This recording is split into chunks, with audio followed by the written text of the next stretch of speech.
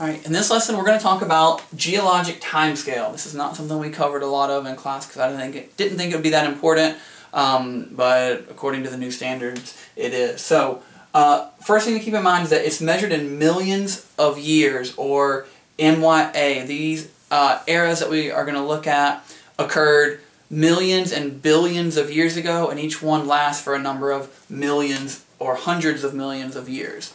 The first one is the Precambrian era, or period, where the beginning of it all, this is where the earth was formed, the sun was formed, and life began as we know it. Life was just basic bacteria and simple algae. We think of bacteria as a pretty basic life form now, but it was even more basic back then.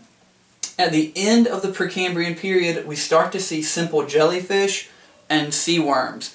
Now, all of these are soft-bodied organisms, and they are billions of years old, so there's very little fossil evidence recorded in the rocks from this time period because one is simply so old, and two, none of these organisms have fossils, which is a main way that we look at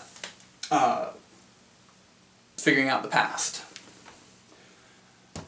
The second era is the Paleozoic. We start to see invertebrates in the beginning of it, and at the end of it we start to see vertebrate fish, so fish with a backbone. We also begin to see amphibians, land reptiles, and some land plants. These were mostly cone-bearing plants. And at the end of the Paleozoic there was a mass extinction of marine life. We start to have more fossils from this period because we now have bonefish, amphibians that are going to have bones also, land reptiles have bones, and it's simply not as long ago as earlier.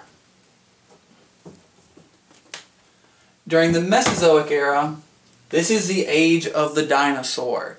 If you don't remember anything else, Mesozoic and dinosaurs go together. We begin to see small mammals and birds show up in the fossil record as well. We start to move away from cone-bearing plants towards flowering plants, and the Mesozoic period ended with the mass extinction of the dinosaurs. And then finally, we were at the Cenozoic era, where there was a rapid increase in diversity. There was an increase in diversity due to changing climate conditions. As the climate conditions improved for life, we started to see more diversity of life show up. Flowering plants become dominant, and we begin to see a wide variety of new mammals. This would include humans in this era. And that covers it for the different eras of the geologic timescale.